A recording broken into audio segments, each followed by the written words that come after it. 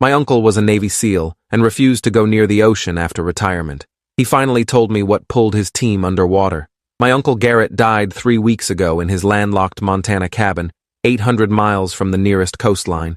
The official report said heart attack, but I know better now. I know what really killed him, what had been slowly killing him for the past 19 years since he left the Navy. He was 52 when he died, which seems young until you understand that he'd been living on borrowed time since 2004, running from something that should have taken him back then.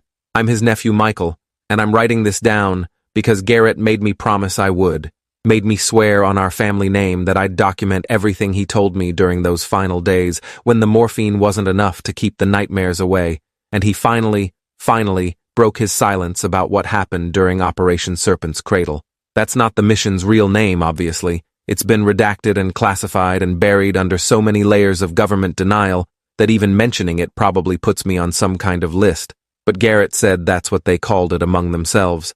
A joke that stopped being funny the moment they hit the water. I should probably start by explaining who Garrett was before that mission, before whatever happened in those depths changed him into the paranoid recluse who spent his final years barricading himself in Montana's wilderness. He'd been the golden child of our family, the one everyone pointed to as proof that hard work and dedication could take you anywhere.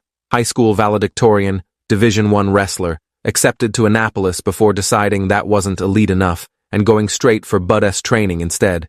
He made it through Hell Week when 80% of his class rang out, earned his trident, got assigned to SEAL Team 3, and deployed to Iraq during the height of the conflict.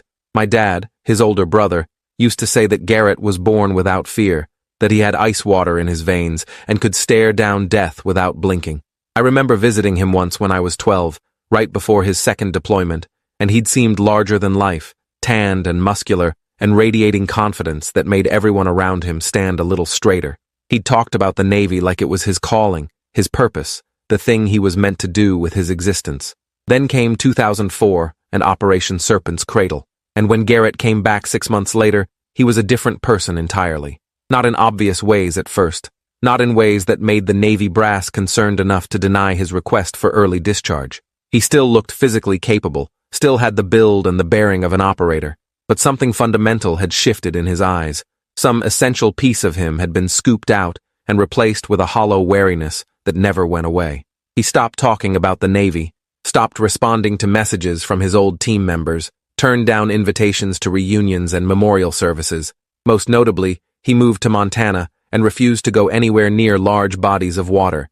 Not just the ocean, but lakes, rivers, even swimming pools made him visibly uncomfortable. My dad tried to get him to go fishing once, their old bonding activity from childhood, and Garrett had a full-blown panic attack just looking at the lake. After that, everyone in the family learned not to push, not to ask questions, to just accept that Garrett had his reasons and we should respect them. For 19 years, that's how things stayed. Garrett living alone in his cabin working odd jobs and construction gigs that kept him busy, and the rest of us pretending not to notice how he'd check every window 3 times before bed, or how he'd wake up screaming in the middle of the night. I visited him occasionally, maybe twice a year, driving up from Denver where I worked as a software engineer. The visits were always strange, Garrett clearly happy to see family but also tense, like he was waiting for something to happen, for some invisible timer to run out. His cabin was in serious isolation, no neighbors for 5 miles in any direction, no internet, barely any cell service. He had a ham radio setup that he monitored obsessively, and shelves full of canned goods, like he was preparing for an apocalypse that only he knew was coming. I asked him once, maybe 8 years ago, why he lived like this, what he was so afraid of. He'd looked at me with those hollow eyes and said that I should be grateful I didn't know, that ignorance was the only real protection any of us had. The call came on a Saturday morning in early November, my mom's voice shaking as she told me that Garrett had collapsed and been rushed to the hospital in Kalispell. By the time I made the 6-hour drive, he'd already been diagnosed with acute heart failure, his cardiac muscle showing damage patterns that the doctors said looked like he'd been under extreme stress for years. They gave him maybe 2 weeks, offered to make him comfortable. Garrett refused hospitalization, signed himself out against medical advice, and had me drive him back to his cabin. During that drive, he was quiet, staring out the window at the passing landscape with an expression that looked almost relieved. When I asked him what he was thinking, he said he was surprised he'd made it this long, that he'd expected something else to get him years ago. I didn't understand what he meant at the time, assumed it was the morphine talking. I helped him into bed, made sure his pain medication was within reach, and prepared to spend the next however long watching my uncle die slowly in this isolated cabin. That first night, he was restless, tossing and turning despite the medication, mumbling things I couldn't quite make out. Around 3 in the morning, I woke to him screaming, not the usual nightmare sounds I'd heard before, but something raw and terrified that made my skin crawl. I rushed into his room and found him sitting up in bed, eyes wide, pointing at the window. "It's here," he kept saying. "It's finally here. It found me." I looked at the window and saw nothing but darkness and pine trees, told him he was safe, that he was just having a bad dream. But Garrett grabbed my arm with surprising strength and said that it wasn't a dream, that he'd been running for 19 years and now time was up. He looked at me with complete lucidity, despite the pain medication, and asked if I wanted to know the truth about what happened during Operation Serpent's Cradle, about why he'd spent nearly 2 decades hiding in the mountains, about what was coming for him now that he was too weak to run anymore. I told him yes, of course I wanted to know. I'd wanted to know for years what had broken him so completely. He studied my face for a long moment, and then said that once he told me, I'd be in danger too, that knowing about it seemed to attract its attention somehow. He said 3 other members of his team had already died in the years since the mission, all of them in ways that looked like accidents but weren't, and that he'd stayed alive only by isolating himself and never speaking about what they'd seen. But he was dying anyway now, and he couldn't take the secret to his grave, couldn't let it disappear without someone knowing what was down there in the dark water, what might still be down there waiting. He asked me if I was willing to accept that risk, to carry this knowledge knowing it might cost me everything. I should have said no, should have told him to keep his secrets and die in peace. But I was young and curious, and I loved my uncle, and I couldn't let him face death alone with these horrors trapped inside him. So I said yes. I wanted to know. I needed to know. Garrett took a long, ragged breath and began talking, and for the next 3 hours I listened to him describe things that shouldn't exist, things that violate every law of physics and biology I've ever learned. I've tried to write down everything exactly as he told me, including the parts that make no sense, the parts that my rational mind wants to reject as the delusional ramblings of a dying man on too much morphine. But I saw the fear in his eyes when he talked, saw the scars on his body that proved at least parts of his story were physically real. And most convincingly, I've seen what's been happening since he died, the things that have been following me, watching me, the same way they watched him for 19 years. So here it is, Garrett's story, the truth about Operation Serpent's Cradle, and what the Navy found in the depths near the Mariana Trench in the summer of 2004. The mission had started routine enough, Garrett said, at least as routine as anything involving Navy SEALs could be. His team, 8 operators plus their commander Lieutenant Xavier Brightwell, had been deployed on a fast attack submarine for what they'd been told was a reconnaissance operation in the Western Pacific. The official briefing said they were going to investigate anomalous sonar readings near an underwater geographic feature called the Serpent's Cradle, a system of underwater caves and trenches about 600 miles east of the Philippines. Naval intelligence had picked up strange acoustic signatures in the area, patterns that didn't match any known submarine propulsion systems or natural phenomena, and they wanted eyes on whatever was generating them. The mission was classified at the highest levels, the kind of operation where even acknowledging it existed would get you disappeared into a black site somewhere. What they didn't tell the team during the briefing was that this was actually the 4th expedition to the Serpent's Cradle in the past 18 months, and none of the previous teams had returned with usable intelligence.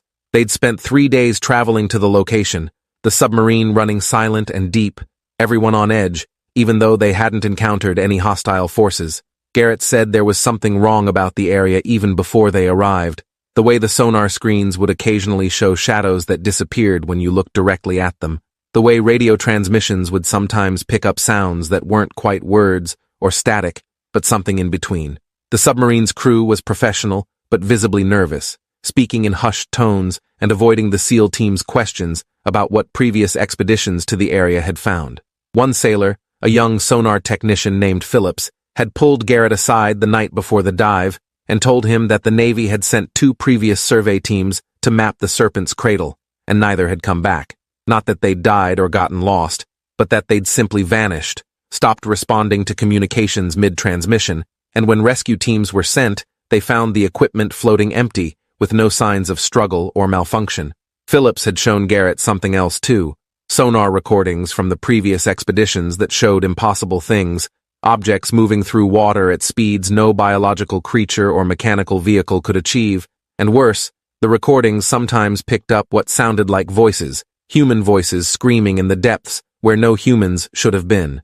Garrett had reported this to Lieutenant Brightwell, who'd shrugged it off as sailor superstitions and reminded them that they were SEALs, trained for exactly this kind of high-risk operation. But Garrett noticed that Brightwell's hand was shaking when he dismissed the concerns, and during the equipment checks that followed, the lieutenant triple-checked every piece of gear with an intensity that suggested he was more worried than he'd admitted.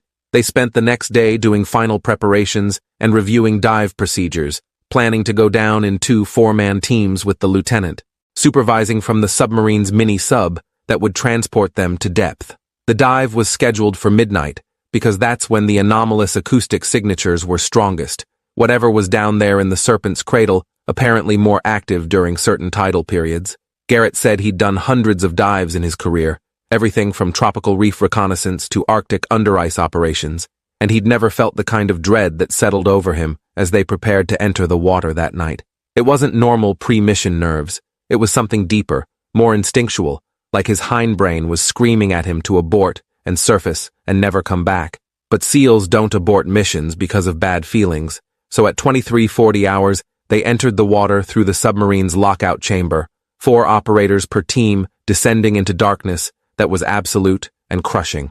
Garrett was in Team Alpha with operators named Kenneth Ashford, Isaiah Vaughn, and Dominic Cross, while Team Bravo consisted of Wesley Crane, Mitchell Hayes, Oscar Sullivan, and Nathaniel Marks. Lieutenant Brightwell followed them down in the mini-sub, maintaining communications and coordinating the search pattern they'd planned. The descent took almost an hour, dropping from the submarine's depth of 400 feet to the target depth of 1,800 feet, well within the range of their closed-circuit rebreathers, but deeper than most recreational divers would ever attempt. The pressure at that depth is crushing, over 800 pounds per square inch, enough to kill you instantly if your equipment failed or you ascended too quickly. Garrett said the descent felt wrong from the start, the water temperature fluctuating wildly between freezing and surprisingly warm, and at several points during the drop, he'd felt currents that pushed against him with impossible force, like invisible hands trying to shove him back toward the surface. The Serpent's Cradle itself was unlike anything Garrett had seen in underwater geography, a massive system of caves and tunnels that descended even deeper into the ocean floor, walls made of black volcanic rock that absorbed their lights rather than reflecting them. The acoustic anomalies that had drawn the Navy's attention seemed to be coming from somewhere deep within the cave system, a low-frequency thrumming that you could feel in your chest rather than hear properly. Lieutenant Brightwell had positioned the mini-sub at the cave entrance and directed the teams to explore the first 100 meters of tunnel, collect samples, and report anything unusual. Simple directives, Garrett said, but every instinct he had was telling him to turn around and swim away as fast as possible, to get back to the submarine and convince the captain to torpedo this entire area until it was just rubble and dead water.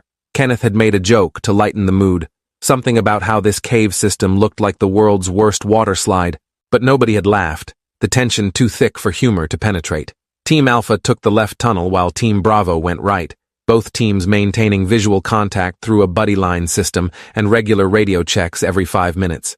The tunnel was narrow enough that they had to swim single file, Garrett in third position behind Kenneth and Isaiah, with Dominic bringing up the rear. The walls were covered in some kind of biological growth that their lights showed as black and fibrous, almost hair-like in texture, waving slowly in the current, despite there being no current that deep. Garrett said he'd touched one of the growths with his gloved hand, and it had contracted instantly, wrapping around his finger before he could pull away, and he'd had to cut himself free with his dive knife. When he examined the stuff that had wrapped around him, he said it looked organic, but wrong somehow. Cells that didn't have nuclei or recognizable structure, just this amorphous black tissue that seemed to move on its own even after being severed. He'd tried to collect a sample in one of their specimen containers, but the tissue had dissolved the moment it was isolated, turning into a dark liquid that stained the container's interior. They'd been in the tunnel for maybe 15 minutes when Kenneth, their point man, suddenly stopped swimming and held up a closed fist, the signal for immediate halt. Everyone froze, checking their surroundings for whatever threat had been identified. Kenneth was using his light to illuminate something ahead in the tunnel, something that didn't belong in any natural cave system.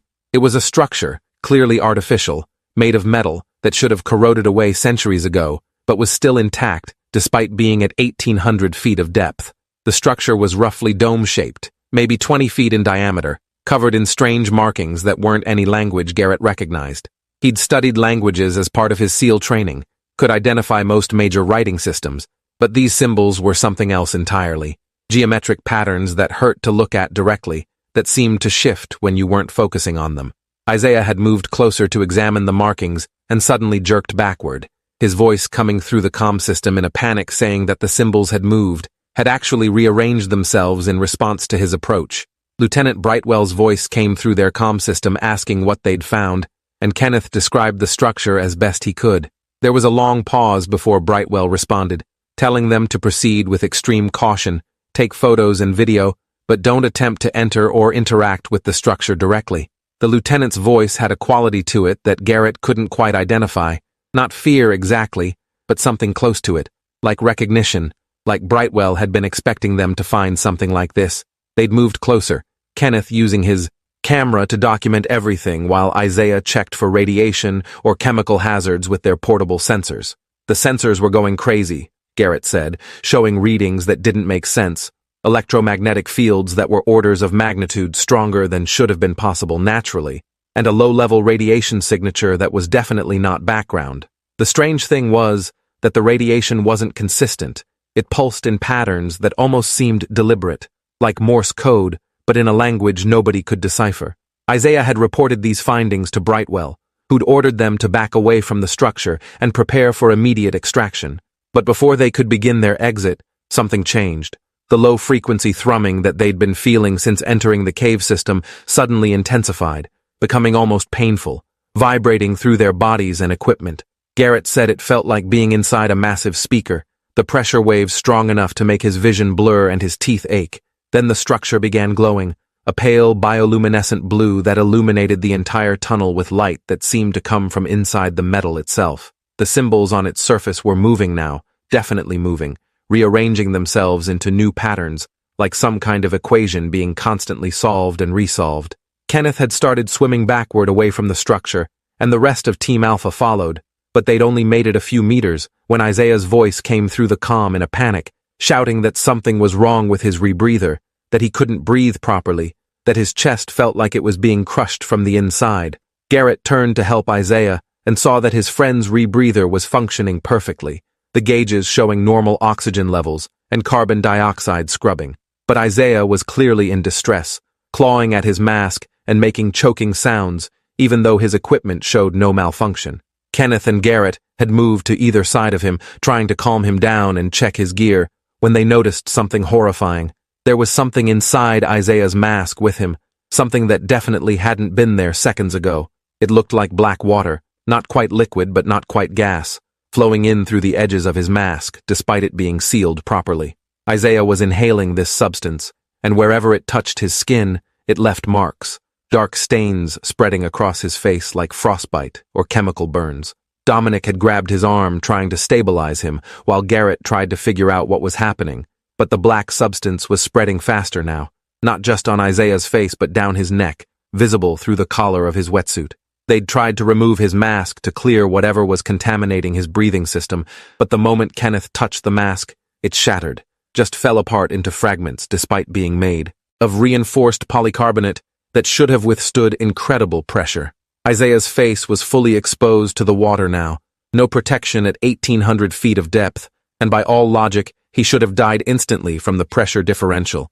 But he didn't die. He just kept thrashing and screaming silently in the water, his mouth open impossibly wide, wider than human jaw structure should allow, and that black substance was pouring into him, filling him from the inside out.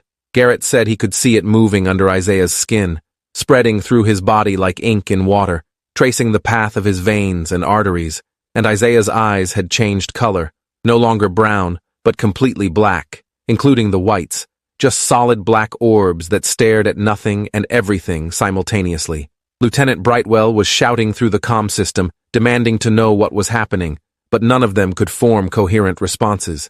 They were all frozen in horror watching their team member transform into something that wasn't human anymore. Kenneth was trying to report the situation, but could only manage broken fragments of words, and Garrett realized that his own voice wasn't working either, that the thrumming from the structure had intensified to the point where it was interfering with their ability to speak or think clearly. Then Isaiah had stopped thrashing and gone completely still, suspended in the water in a position that should have been impossible to maintain naturally, perfectly horizontal and motionless, despite the slight current. For maybe 3 seconds nothing happened, just Isaiah floating there with his black eyes and that substance visibly moving under his skin like thousands of tiny worms writhing beneath the surface. Then he'd turned his head toward Garrett, moved with a speed that no human neck could safely handle, a full 180-degree rotation that should have broken his spine, and smiled. Garrett emphasized this part when telling me the story, made me understand that what he saw wasn't Isaiah anymore, that whatever was wearing his friend's body was something else entirely, something ancient and hungry and utterly alien to human existence. The smile was wrong in ways that were hard to articulate, too wide and showing too many teeth. Teeth that hadn't been there before, sharp and irregular like a shark's mouth. Isaiah, or the thing controlling Isaiah, had opened its mouth, and Garrett could see that the inside was completely black, no tongue or throat visible, just an abyss that seemed to go on forever. Then it had spoken, not through the comm system, but somehow directly into their heads, a voice that was layered and echoing and made from sounds that shouldn't be possible for human vocal cords to produce. It said that they shouldn't be here, that this place was sealed for their protection as much as its imprisonment, that by activating the structure they'd broken ancient protocols and now consequences were inevitable. Kenneth had grabbed Garrett and Dominic and began pulling them back toward the cave entrance, leaving Isaiah floating there in front of the structure. It was the hardest decision any of them had ever made, abandoning a team member, but they all knew Isaiah was gone, that trying to retrieve him would just mean losing more people to whatever had taken him. They'd made it maybe 30 feet when they heard Isaiah moving behind them, not swimming but moving through the water in a way that should have been physically impossible, jerking and stuttering like a film with frames missing. They'd looked back and seen him pursuing them, moving faster than any human could swim even with fins, his body contorting in ways that should have broken bones, arms bending backward at the elbows, head rotating too far, legs kicking at angles that made no anatomical sense. That black substance was leaking from his eyes and mouth, leaving trails in the water that glowed with the same blue bioluminescence as the structure, and wherever the trails touched the cave walls, the black hair-like growth would writhe and reach toward them. Garrett had been the last in line during their retreat, meaning he was closest to whatever Isaiah had become, and he'd watched in absolute terror as their former teammate closed the distance with supernatural speed. He'd drawn his dive knife, the only weapon they carried besides small arms that would be useless underwater, and prepared to fight something he knew he couldn't win against. Isaiah, or the thing wearing him, got close enough that Garrett could see details he wished he couldn't, the way the skin was stretching and tearing as whatever was inside tried to accommodate itself to human biology, the way additional eyes were opening across its body wherever the black substance had spread, eyes that weren't human eyes, but something more primitive and predatory. Just before Isaiah reached them, Team Bravo's voice came through the comm system, Mitchell Hayes screaming that they'd found something in their tunnel, that they needed immediate extraction, that everyone needed to get out now, that the walls were moving and there were things in the walls and oh God, they were coming out. The urgency in Hayes's voice must have gotten through to whatever was controlling Isaiah, because the thing stopped its pursuit and turned back toward the structure, moving away from them with the same impossible speed.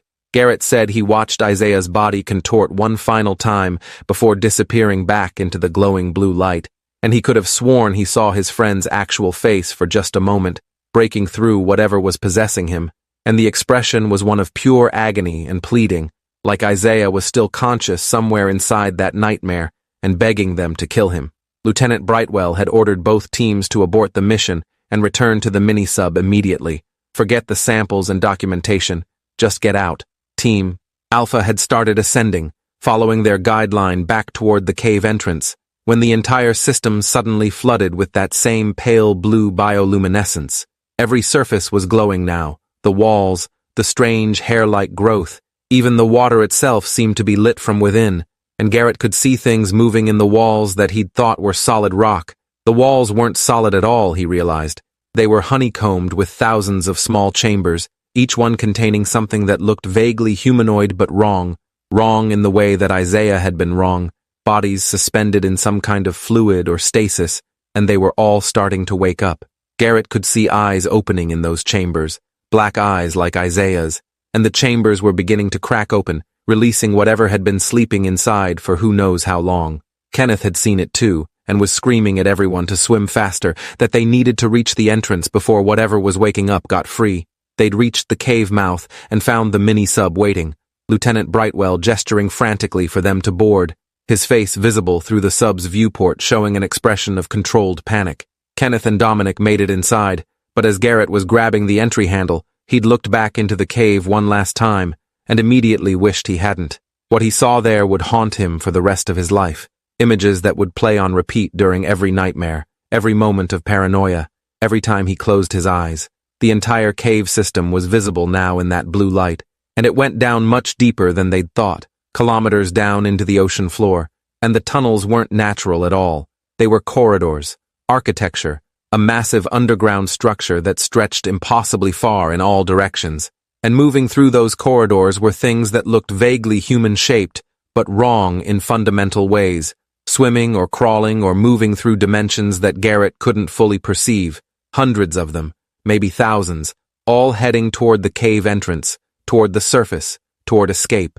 Some of them looked fresh, recently transformed, still wearing remnants of military gear from various eras and nations.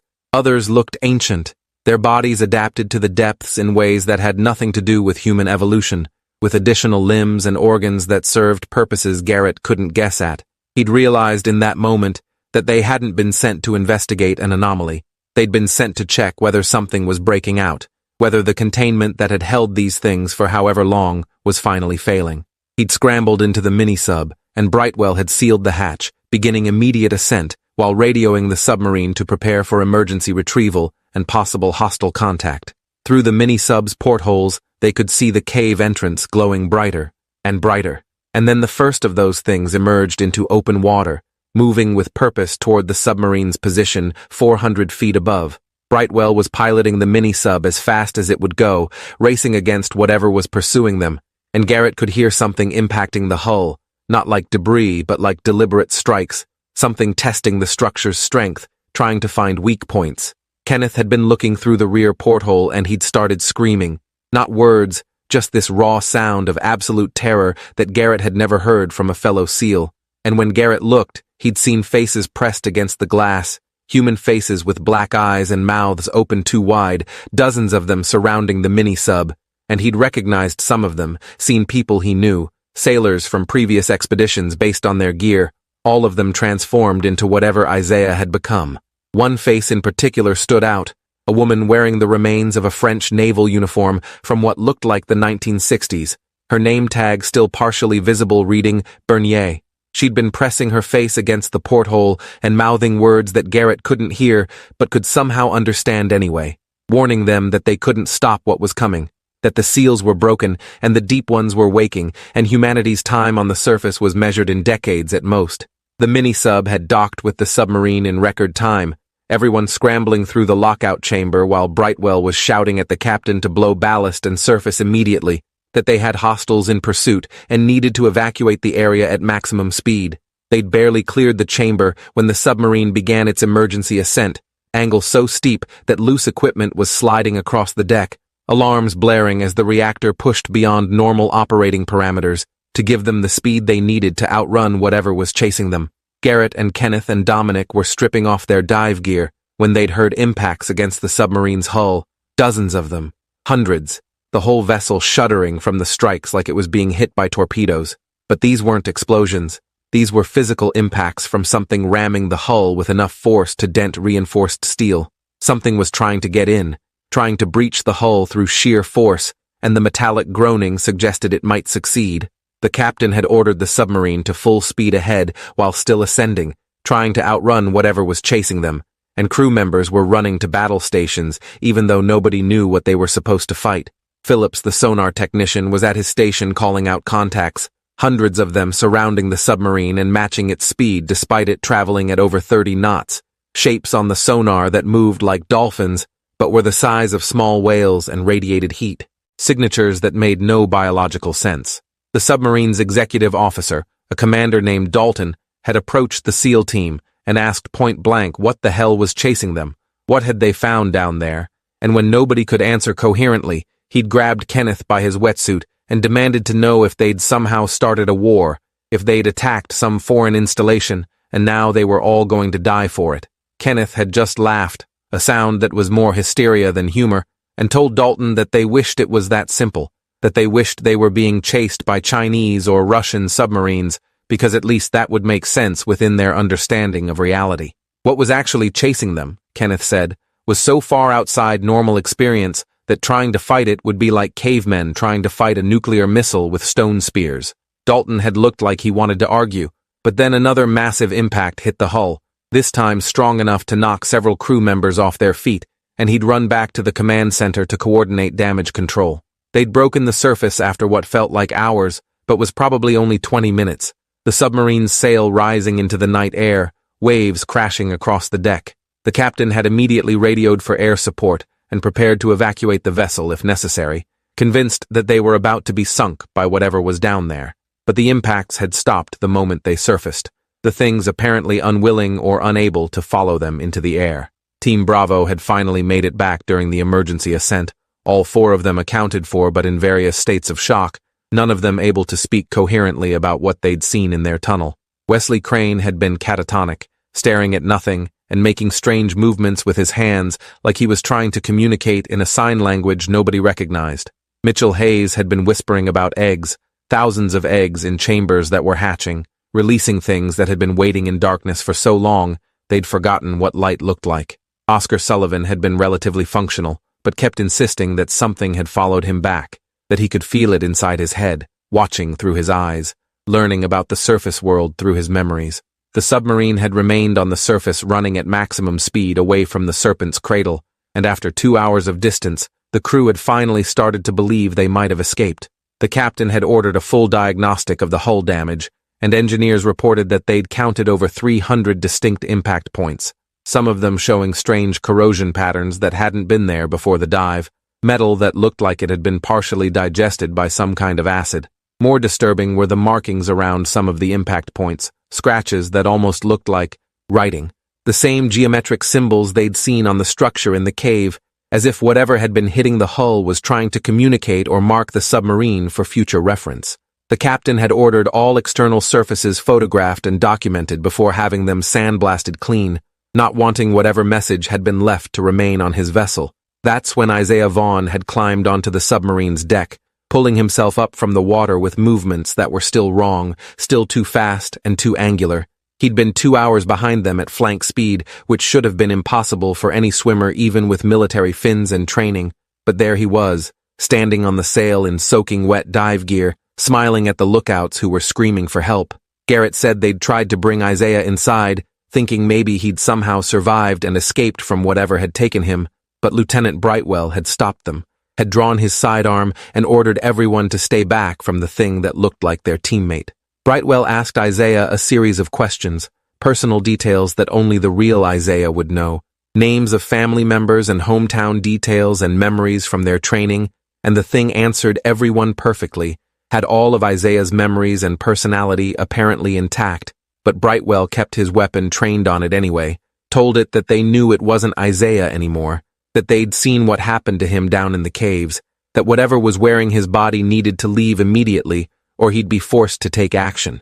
The thing wearing Isaiah's face had stopped smiling then, had looked at all of them with an expression that Garrett described as disappointed, like a teacher who'd expected better from students who should have known the lesson already. Then it had spoken, but not with Isaiah's voice, with multiple voices layered over each other, speaking in perfect unison but slightly out of sync, creating this awful echo effect that made everyone who heard it feel physically ill, nauseated and disoriented, like the sounds were doing something to their inner ear or brain chemistry. It said that they'd made a mistake coming here, that the Serpent's cradle had been sealed for reasons they couldn't comprehend, sealed by people long dead who'd understood what lived in those depths and what would happen if it ever got free. It said that by entering the caves and activating the structures inside, they'd broken containment protocols that had been maintained for thousands of years, protocols that involved sacrifices and rituals and knowledge that had been deliberately erased from human history because it was too dangerous for anyone to possess. The thing explained that what they called the Deep Ones weren't invaders or aliens or demons. They were the original owners of Earth, the species that had evolved in the oceans billions of years before life crawled onto land, and they'd been here. Through every extinction event and ice age and tectonic shift, adapting and surviving while everything else died.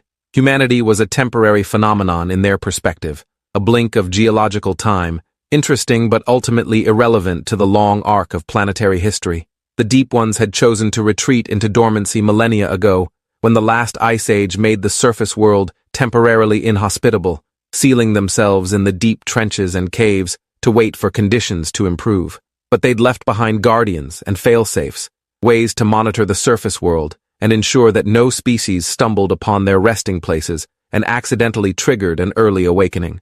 The structures in the serpent's cradle were supposed to be impossible to find, surrounded by geographic and psychic barriers that would turn away anyone who got close, but modern human technology had become sophisticated enough to pierce those barriers, and now the consequences were unavoidable. Lieutenant Brightwell had asked what the Deep Ones wanted, what they would do now that they were waking up, and the thing had laughed with Isaiah's mouth, but a sound that came from something infinitely old and cruel, a sound that had harmonics no human voice could produce.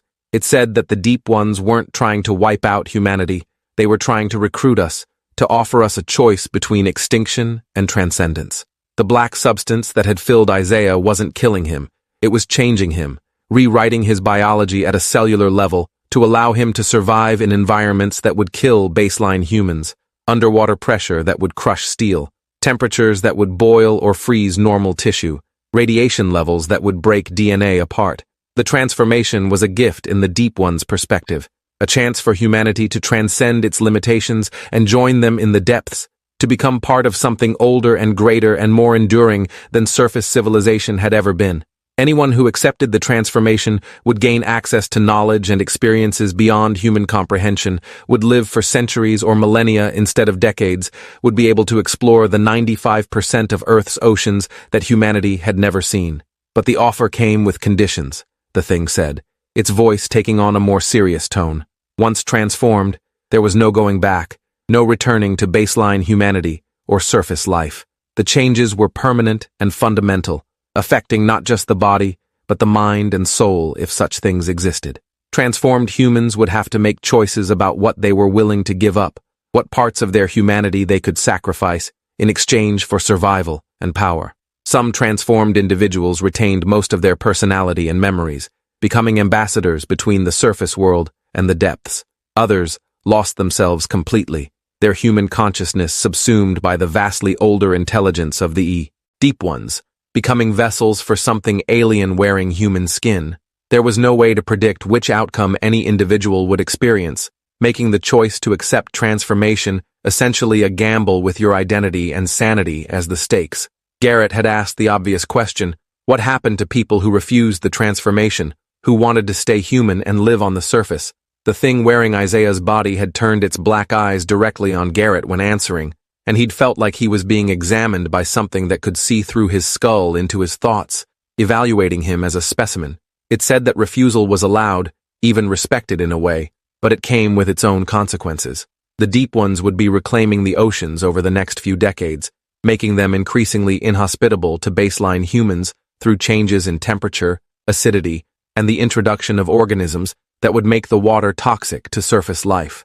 Coastal areas would become dangerous, then uninhabitable, and eventually, the rising sea levels would force humanity to retreat further and further inland.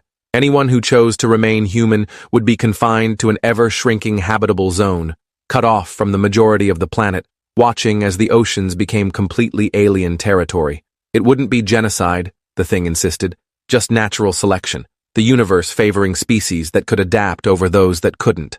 Lieutenant Brightwell had listened to all of this with growing horror and rage, and when the thing finished speaking, he'd asked point-blank if there was any way to stop what was coming, any way to reseal the Deep Ones or prevent their awakening. The thing had smiled again, that too wide smile showing too many teeth, and said that theoretically yes, there were methods that could work, ancient rituals and weapons that had been used before when the Deep Ones had woken prematurely. But those methods required knowledge that humanity had lost, artifacts that had been deliberately destroyed or hidden, and sacrifices that no modern person would be willing to make. The people who'd sealed the Deep Ones last time had been a coalition of ancient civilizations working together, Atlantis and Lemuria, and others whose names were lost to history, and they'd paid a terrible price to contain the threat. Entire cities sacrificed as anchors for the sealing rituals, millions of people giving their lives willingly to protect future generations. Modern humanity was too divided, too skeptical, too unprepared to mount that kind of coordinated response, which meant the seals would continue failing, and the Deep Ones would continue rising, and within a generation or two the world would be fundamentally transformed. The thing had started to say something else, but Brightwell hadn't let it finish, had fired 3 rounds center mass into the thing wearing Isaiah's body, and it had fallen backward off the submarine into the dark water below. Everyone had rushed to the rail expecting to see a body floating in the waves, but there was nothing. Isaiah, or whatever had been controlling him, had simply disappeared beneath the surface without a trace. They'd maintained watch for hours, but never saw it again, and eventually the submarine had dived and continued its journey back to base. Everyone aboard understanding that they'd encountered something that fundamentally challenged their understanding of reality and humanity's place in the world. The trip back took 5 days, and during that time several strange things happened that reinforced how badly they'd messed up by entering the Serpent's cradle. The submarine's systems kept malfunctioning in ways that shouldn't have been possible. Electronics failing and restarting without cause, depth gauges showing impossible readings like they were simultaneously at multiple depths, and the reactor temperature fluctuating in patterns that violated basic physics. More disturbing were the crew members who started reporting strange dreams, nightmares about drowning or being pulled into darkness, but the details were too consistent across people who hadn't talked to each other, suggesting something was actively inserting these images into their sleeping minds. 3 sailors had to be sedated after waking up screaming about eggs hatching in their lungs, about black water filling them from the inside, about voices speaking languages that human vocal cords shouldn't be able to produce. The ship's doctor had examined them and found nothing physically wrong, no fever or infection or neurological damage, but their terror was real, and their descriptions matched too closely to what the SEAL team had seen in the caves. By the time they reached port, almost half the crew was exhibiting some level of psychological distress, and the Navy had to bring in psychiatric teams to evaluate everyone before they could be released back to regular duty. The SEAL team was immediately separated from the submarine crew and taken to a secure facility, where they were debriefed extensively over the course of 3 weeks, hours, and hours of questioning in rooms with no windows and guards who watched their every movement. They were interviewed separately and together, asked to repeat their stories dozens of times looking for inconsistencies or signs that they were coordinating false testimony. But everyone's account matched on the key details: the structure with the moving symbols, Isaiah's transformation, the things in the walls waking up, the impossible journey back to the submarine. The debriefers included intelligence officers and scientists, and people whose credentials weren't explained, but who asked extremely technical questions about the Deep One's biology and technology. Garrett said he got the strong impression that the Navy already knew about the Deep Ones, that this wasn't the first encounter, and they were using the team's testimony to fill in gaps in existing knowledge, rather than learning about the threat for the first time. Of course, they had a lot of questions, Garrett said, but no matter how many they asked, they weren't getting satisfying answers back from the debriefers. They were simply told to wait, to be patient, that decisions were being made at levels far above their pay grade about what would happen next and how the government would respond to this situation. They spent their days in a kind of limbo, confined to barracks with nothing to do but play cards and work out and avoid thinking about what they'd seen. Team Bravo was housed in a different building and they weren't allowed to interact, which worried Garrett because he'd heard that Wesley Crane had completely stopped speaking and Oscar Sullivan had attempted suicide twice during the debriefing period, convinced that something was still inside him, watching and waiting and growing stronger as time passed. After 3 weeks, each member of the SEAL team was questioned individually by men in suits. CIA agents Garrett assumed, though they never confirmed their affiliation. The agents had detailed files on each operator, knowing things about their families and backgrounds that should have been private, making it clear that they'd done extensive research and had leverage if they needed it. Garrett's interviewer was a man who introduced himself simply as Miller, middle-aged with gray hair and the kind of calm demeanor that suggested he'd seen and done things that would break most people. Miller had been direct, explaining that what happened in the Serpent's Cradle was being classified at the highest possible level, that the operation would be erased from all official records, and that everyone involved would be required to sign agreements promising never to speak about it to anyone, ever, for any reason. The penalty for violating these agreements would be immediate arrest and indefinite detention in a facility where due process didn't apply, where people could be held forever without trial or charges or even acknowledgement that they existed. But Miller had also offered compensation for their cooperation, Garrett said, substantial financial compensation that would ensure they never had to work again if they didn't want to. The exact amount varied based on rank and time in service, but for Garrett it was $11,000 per year, adjusted for inflation, paid monthly for the rest of his life, as long as he remained silent about Operation Serpent's Cradle. Miller had explained this wasn't hush money exactly. It was recognition that what they'd experienced had traumatized them in ways that would make normal reintegration difficult, and the government wanted to ensure they had the resources to deal with that trauma privately, rather than publicly. Garrett had tried to get more information out of Miller, asking what the government planned to do about the Deep Ones, whether they were taking the threat seriously, whether there was any plan to protect humanity from what was coming.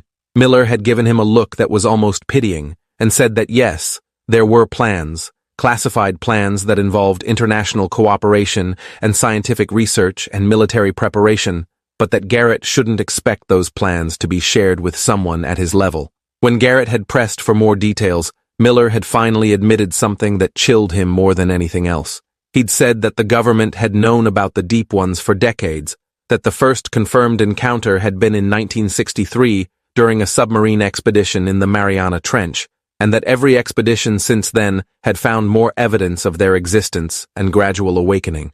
The SEALs were failing all over the world, not just at the Serpent's Cradle, and monitoring stations had detected increased activity at dozens of sites where the Deep Ones were believed to be sleeping. The government's best estimates suggested that full awakening would occur sometime between 2030 and 2050, at which point humanity would have to make collective choices about how to respond, whether to fight, flee, or accept the transformation that was being offered. But publicly acknowledging any of this would cause mass panic and societal collapse, so the policy was containment and preparation, keeping the truth hidden while quietly building infrastructure and capabilities that might be needed when the crisis finally became undeniable. Garrett had asked Miller point-blank whether he believed humanity had any chance of surviving what was coming. Miller had been silent for a long moment, studying Garrett's face, and then he'd said something that Garrett would remember for the rest of his life. He'd said that survival was definitely possible, but it would require sacrifices and changes that most people weren't ready to make. And the humanity that survived would be so fundamentally different from what we were now that it raised philosophical questions about whether survival even meant anything if we had to become monsters to achieve it. The Deep Ones weren't offering humanity a choice between life and death. They were offering a choice between different kinds of existence, and nobody really knew which option was better or more moral or worth fighting for. Miller himself wasn't sure what he'd do when the time came, whether he'd accept transformation, or fight to remain human, or just walk into the ocean and let it end quickly, and he respected whatever choice Garrett eventually made. After that conversation, Garrett had been given his discharge papers and sent home with a thick folder of documents he needed to sign, all of them variations on the theme of, "You will never speak about this to anyone for any reason." He'd signed everything, taken his first payment, and tried to figure out how to build a life after experiencing things that most people couldn't even imagine. For the first few months he'd attempted normality, dating and socializing and pretending he was just another veteran adjusting to civilian life. But the surveillance had started almost immediately, faces in water watching him, reminding him that the Deep Ones knew who he was and where he lived, and that they could reach him anytime they chose. He'd tried therapy, but couldn't talk about the real source of his trauma.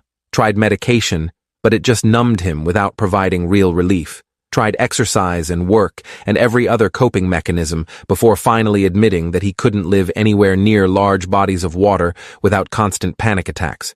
That's when he'd moved to Montana, as far from the ocean as he could get while still remaining in the United States, to this isolated cabin where he could control his water exposure and minimize the opportunities for surveillance. The move had helped, he said. The lack of lakes and rivers in his immediate area meant he went days sometimes without seeing faces in reflections, could almost convince himself that maybe the Deep Ones had forgotten about him, but they never forgot. He'd learned that over the years, they just chose when to remind him of their presence, strategically timed appearances that seemed designed to prevent him from getting too comfortable or believing he'd actually escaped. The worst had been during a rare trip to town for supplies, when he'd stopped to wash his hands in a gas station bathroom and seen Isaiah's face looking up at him from the sink drain, mouthing words Garrett could somehow understand. "Soon, brother. Soon you'll join us in the dark water." Kenneth had lasted 5 years before the Deep Ones collected him, Garrett said, returning to his original story, but adding details he hadn't shared initially. Kenneth had been part of the classified program studying the Deep Ones, working directly with scientists who were trying to understand their biology and technology, and he'd learned things that made him increasingly convinced that humanity's only real option was accepting transformation and hoping enough of our personality survived to make the trade worthwhile. He'd started advocating for voluntary transformation programs, controlled circumstances where people could choose to become like Isaiah while minimizing the risk of losing themselves completely. The program had actually started implementing Kenneth's recommendations, recruiting volunteers and attempting transformations in laboratory settings, but the results were catastrophic. None of the subjects retained enough humanity to be useful as ambassadors. They all became completely subsumed by the Deep One consciousness and had to be terminated. Kenneth had been devastated by these failures, blamed himself for the deaths of people he'd convinced to volunteer, and started having psychological breakdowns that made his colleagues question whether he should remain in the program. That's when Kenneth had started visiting Garrett in Montana, making trips every few months to talk to someone who'd shared the original experience and might understand what he was going through. During these visits, Kenneth would share classified information he shouldn't have, details about the transformation research and what they were learning about Deep One society and culture. According to Kenneth, the Deep Ones weren't a monolithic species, but a complex civilization with different factions and philosophies, some of them genuinely interested in coexistence with humanity, while others viewed us as nothing more than raw material for transformation experiments. The structures in the Serpent's Cradle weren't just seals, they were prisons containing the most aggressive faction of Deep Ones, the ones who'd wanted to wipe out surface life entirely, rather than offering the choice of transformation. By activating those structures, the SEAL team had potentially released the most dangerous elements of Deep One society, the ones who saw humanity as a threat to be eliminated, rather than a species to be recruited. Kenneth had also shared disturbing theories about why the SEALs were failing now specifically, suggestions that it wasn't just random deterioration, but deliberate sabotage from within human society. There were apparently people, organizations, maybe entire governments who were working to accelerate the Deep One's awakening, either because they'd already been transformed and were serving as agents, or because they'd been promised favorable treatment when the transformation became global. These collaborators had been systematically weakening the ancient SEALs through specific types of pollution, deep-sea mining, and submarine activities designed to look like normal human industrial expansion, but actually serving to degrade the containment systems that had held the Deep Ones for millennia. Kenneth had names and evidence, but wouldn't share specifics, said that knowing too much would make Garrett a target for the collaborators who were apparently very good at making people disappear or discrediting them into irrelevance.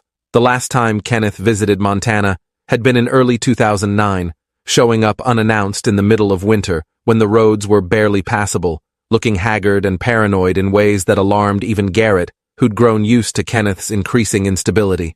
Kenneth had been convinced he was being followed, not just by the Deep Ones, but by human agents who wanted to silence him before he could expose the collaboration network. He'd brought with him a set of files, classified documents he'd stolen from the program, containing information he said humanity needed to know, even if it meant breaking every secrecy agreement he'd signed.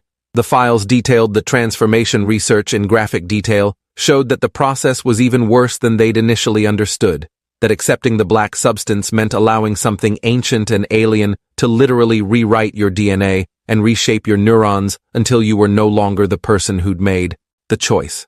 Every successful transformation had resulted in the complete elimination of the original personality, replaced by something that wore their memories like a costume but operated on completely alien motivations and logic. Kenneth had wanted Garrett to help him leak these files to the press, create public awareness that might force the government to acknowledge the Deep One threat, and maybe slow down the collaborators who were working to accelerate their awakening. But Garrett had refused, too frightened of what the consequences might be for his family and for himself, and they'd argued badly, possibly the worst fight of their friendship. Kenneth had called him a coward, accused him of choosing comfort over humanity's survival, said that people like Garrett who knew the truth but remained silent were complicit in whatever happened when the Deep Ones fully awakened. Garrett had told Kenneth that going public would just get them both killed without actually helping anyone, that the collaborators were too powerful and too entrenched to be stopped by leaked documents, that the only rational choice was to protect yourself and your family, and accept that larger forces were beyond individual control. Kenneth had left that night in rage, taking his files with him, and Garrett never saw him alive again. 2 months later, Garrett had gotten a call from Miller, the CIA agent from his original debriefing, informing him that Kenneth had died in a drowning accident. The official story was that Kenneth had been swimming in his backyard pool, possibly intoxicated based on his erratic behavior in recent weeks, and had suffered some kind of medical event that caused him to lose consciousness underwater. The autopsy had been conclusive, Miller said, death by drowning with no signs of foul play or struggle. But Miller had also made a point of mentioning that Kenneth had been discovered with no water in his lungs, completely dry despite supposedly drowning, and that his body had shown markers consistent with extreme pressure exposure, like he'd been at the bottom of a trench, even though he'd been found in 5 feet of suburban pool water. Miller had asked if Garrett knew what Kenneth had been working on recently, whether he'd mentioned anything about stolen files or plans to go public with classified information, and Garrett had lied, said no, they'd barely been in contact recently, he had no idea what Kenneth had been involved in. After hanging up with Miller, Garrett had spent 3 days in a state of near catatonic fear, convinced that he'd be next, that the Deep Ones or the collaborators or the government would decide he was too much of a liability to leave alive. But nothing happened. Days turned into weeks, turned into months, and gradually he'd convinced himself that maybe lying about the files had saved him, that as long as he remained silent and cooperative, he'd be allowed to live out his exile in Montana. He'd heard about the other team members dying. Over the years, always through official channels that made the deaths sound mundane and unconnected, but he knew better, knew that the Deep Ones were systematically eliminating everyone who'd seen them in the Serpent's Cradle. Dominic had died in 2012, found in his bathtub with that same pattern of extreme pressure exposure despite being at sea level. Wesley Crane had died in 2011, his car found during a rainstorm with him inside, apparently drowned even though the vehicle was sealed. Mitchell Hayes had disappeared during a fishing trip in 2014, his boat found empty with no signs of what happened to him. By 2016, when Lieutenant Brightwell died during a routine physical fitness test, Garrett had realized he was likely the only member of Team Alpha still alive, and he'd spent the next years waiting for his turn, wondering what form his death would take and whether it would be quick or prolonged. The surveillance had intensified during this period, faces appearing more frequently in any water source he encountered. Sometimes Isaiah's face, sometimes Kenneth's, sometimes people he didn't recognize, but who radiated the same wrongness, the same sense of being vessels for something ancient and inhuman. They never threatened him directly, just watched and waited and smiled, letting him know that they could take him whenever they chose, and that his continued survival was a courtesy that could be revoked at any moment. The psychological toll of living under that kind of constant threat had been devastating, Garrett admitted, worse than any combat stress or trauma from his military service, because at least in war, you could fight back or find cover or eventually go home. There was no home from the Deep Ones, no safety anywhere on a planet that was 95% ocean, no escape from creatures that could observe through any water source and move through dimensions humans couldn't perceive. Garrett had tried to find Nathaniel Marks during this period, the last surviving member of Team Bravo, who'd supposedly found some way to protect himself through extreme isolation in the Australian outback. But Marks had gone completely off-grid, no phone or email or any way to contact him, and Garrett's attempts to hire private investigators to locate him had all failed, with the investigators reporting back that they'd found no trace of anyone matching his description in Australia. Either Marks had died without anyone notifying the other survivors, or he'd found a way to become truly invisible, or possibly he'd accepted transformation and was now working for the Deep Ones while maintaining a fictional identity as a survivor. That uncertainty had added another layer of paranoia to Garrett's existence, wondering if any of the information Marks had shared about Deep One society and their plans had been disinformation designed to manipulate the survivors into specific behaviors or beliefs. The heart attack that finally brought Garrett down hadn't been natural, he'd told me in those final days. It was the result of nearly 2 decades of constant stress and hypervigilance, of never sleeping deeply or feeling truly safe, of maintaining a state of alertness that human bodies weren't designed to sustain indefinitely. His cardiovascular system had literally worn out from the chronic elevation of stress hormones and blood pressure that came from knowing that predators were watching him through every puddle and shower and rainstorm. The doctors had been confused by how rapidly his condition deteriorated, how aggressive the heart failure was for someone who didn't smoke or drink heavily or have family history of cardiac problems. But Garrett understood perfectly, had been expecting something like this for years, had actually been hoping that his body would give out before the Deep Ones decided to collect him directly. At least dying from heart failure meant he'd die as himself, as Garrett, rather than being transformed into one of those things swimming in the dark water. Except the Deep Ones weren't going to let him have even that small mercy, he'd realized during those final days in the cabin when his condition was deteriorating faster than the doctors predicted. They were speeding up his death somehow, draining his life force or manipulating his biology from a distance, ensuring that he'd die on their schedule rather than his own. He'd known this because of how often Isaiah's face had appeared in every water source, more frequent than ever before, and because of the water leaking from his body, even though he wasn't drinking much. Sweat and tears, and eventually blood that all smelled of deep ocean and contained traces of that black substance that had transformed Isaiah. His body was being prepared for transformation even as it was dying, the Deep Ones hedging their bets, ensuring that whether he died naturally or they claimed him forcibly, the result would be the same.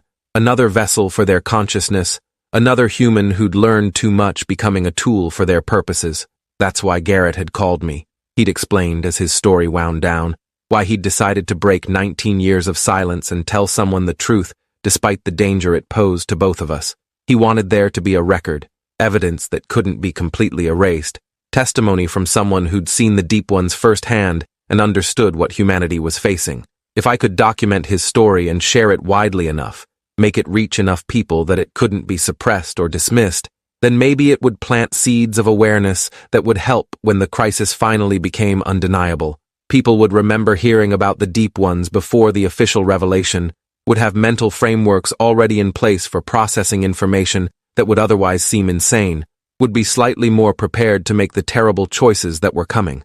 It wasn't much, Garrett admitted. Probably wouldn't change the ultimate outcome, but it was something, a small act of resistance against the inevitability of what was approaching. He'd also wanted me specifically to know because I was family, because he loved me, and couldn't bear the thought of me being caught completely unprepared when the waters rose and the transformations began. He'd given me detailed instructions on how to protect myself, techniques he'd developed over 19 years of survival, knowledge that might buy me a few extra years of human existence before I'd have to make my own choice about transformation or extinction. Stay away from large bodies of water, obviously, but also be careful with rainfall and condensation, with any water that sat still long enough for them to establish a connection. Drink only bottled water that was purchased sealed, never from the tap or wells that might be contaminated with that black substance. If you see faces and reflections, don't engage with them, don't acknowledge their presence, don't let them know you're aware of being watched, because attention seems to accelerate whatever process they use to target individuals. Move frequently if possible, never establishing patterns that they can predict, because they seem to have difficulty tracking people who maintain irregular routines and random schedules. Most importantly, Garrett had said, start building psychological resilience now, before the crisis becomes public, because when it does, the mental health impact on humanity will be catastrophic. People will have to choose between remaining human and facing extinction, or accepting transformation and losing their identity. And that choice will break millions of people who aren't prepared for it. Anyone who knows the truth beforehand and has time to process it will have an advantage, will be able to make more rational decisions instead of acting from panic and desperation. I needed to think seriously about what I valued most, Garrett had told me, whether I'd rather die as myself or survive as something else, whether I'd be willing to sacrifice my human consciousness to preserve some fragment of my personality in a transformed state. There were no right answers to these questions, no moral framework that could guide the decision, just personal values and priorities that each individual would have to determine for themselves. Garrett died that afternoon, slipping away quietly while I was in the next room making coffee, his heart finally giving out after decades of being pushed beyond its limits. When I came back to check on him, he was gone, his body still and peaceful, except for his eyes, which were open and staring at the ceiling with an expression of absolute horror frozen on his face, mouth open impossibly wide, like he'd seen something in those final moments that had terrified him beyond anything he'd experienced in life. His mouth was leaking that dark water that smelled of salt and depth and things that had never seen sunlight, viscous and somehow warm despite the cool cabin air, pooling on his pillow and dripping down to stain the bedsheets black. I'd called for an ambulance but knew it was too late, knew that whatever had been hunting him for 19 years had finally collected its prize, that Garrett's consciousness might already be gone, uploaded or transferred or consumed by something that now wore his body like a discarded costume. The EMTs who arrived commented on how unusual it was to find water in his lungs, given that he'd died of heart failure in a landlocked cabin hundreds of miles from any ocean. They'd written it off as some kind of fluid buildup from his failing cardiovascular system, pulmonary edema perhaps, even though the volume and composition didn't match that diagnosis. I'd watched them load Garrett's body into the ambulance and noticed that one of the EMTs kept staring at his face with a strange expression, like recognition mixed with unease. And when I'd made eye contact with that EMT, I'd seen something in his eyes that made my blood run cold. They were too dark, darker than normal human eyes should be even in the dim cabin lighting, and when he'd smiled at me, it had been that same too-wide smile I'd seen in the photographs from Isaiah's transformation. The EMT knew what had happened to Garrett, was possibly one of them, possibly transformed himself and working in human society as an observer or agent. I'd backed away from the ambulance, and the EMT had just kept smiling, had even winked at me as they drove away with my uncle's body, and I'd understood that this was another message, another reminder that they were everywhere, and I was being watched, and there was nowhere I could hide that they couldn't eventually reach. The funeral was a week later, delayed because the medical examiner wanted to run additional tests on Garrett's body to understand the unusual fluid found in his lungs. They never released those test results publicly, but Miller called me before the funeral and mentioned casually that the fluid had been seawater, specifically seawater from depths below 5,000 feet, where the pressure and salinity and mineral content were different from surface oceans. He'd asked if I knew how seawater from the abyssal zone could have ended up in Garrett's lungs in a Montana cabin, asked if Garrett had said anything unusual before he died, anything that might explain these anomalous findings. I'd lied convincingly, said Garrett had been heavily medicated and mostly unconscious in those final days, hadn't said anything coherent at all, definitely hadn't mentioned anything about seawater or transformations or creatures from the deep. Miller had seemed to accept this, though his tone suggested he didn't entirely believe me, and he'd reminded me that if I ever needed to talk about anything at all, I should call him directly, rather than sharing information through less secure channels. The funeral itself was surreal, a small gathering of family members and old friends who'd drifted away from Garrett over the years, but felt obligated to attend. I'd given a brief eulogy that talked about his service and sacrifice without mentioning any specifics, and I'd watched my mother cry for the brother she'd lost decades ago, even though his body was only now being buried. The cemetery was on a hill overlooking a small stream that fed into a larger river system, and during the burial service I'd noticed the water looked strange, darker than it should be, and when I'd looked closely, I'd seen faces in the current, dozens of them, all watching the funeral, all smiling. Other attendees had noticed too, several people commenting on how the water looked polluted or contaminated, how it seemed to move against the natural flow patterns, but nobody connected these anomalies to anything supernatural or threatening. After everyone left, I'd stood alone at Garrett's grave for a long time, looking at the fresh earth and the temporary marker, and I'd noticed the ground around the burial site was wet, despite no rain having fallen, puddles forming in impossible places, and every puddle contained faces looking up at me with those black eyes and predatory smiles. That was 3 weeks ago, and since then, I've been experiencing everything Garrett described during his 19 years of isolation. The surveillance through water, the faces in reflections, the sense of being constantly watched by something ancient and hostile and infinitely patient. I've seen Isaiah's face in my bathroom mirror, Kenneth's face in rain puddles outside my apartment, faces I don't recognize in the condensation on windows, all of them watching me with that same expression of amused patience, like they're waiting for me to accept the inevitable and stop resisting what's coming. I've moved to a new apartment specifically chosen for being in the driest neighborhood I could find in Denver, but they still find me, still watch me, still remind me daily that nowhere is truly safe. I've tried to tell people about what Garrett told me, shared his story online under anonymous accounts, sent detailed emails to journalists and scientists and anyone who might take the threat seriously, but most dismiss it as creative fiction or grief-induced delusion, and the few who believe me are probably already on lists themselves, marked as people who know too much. The worst part isn't the surveillance itself, it's the knowledge that comes with it, understanding that everything Garrett warned about is true and accelerating. I've started noticing news articles about unusual ocean behavior, inexplicable temperature fluctuations, and species die-offs and acoustic anomalies that sound exactly like what the SEAL team encountered at the Serpent's Cradle. There are more reports of deep-sea equipment malfunctioning in ways that engineers can't explain, submarines detecting large objects moving at impossible speeds, oil drilling platforms abandoned after workers reported seeing things in the water that official statements attribute to hallucinations or group hysteria.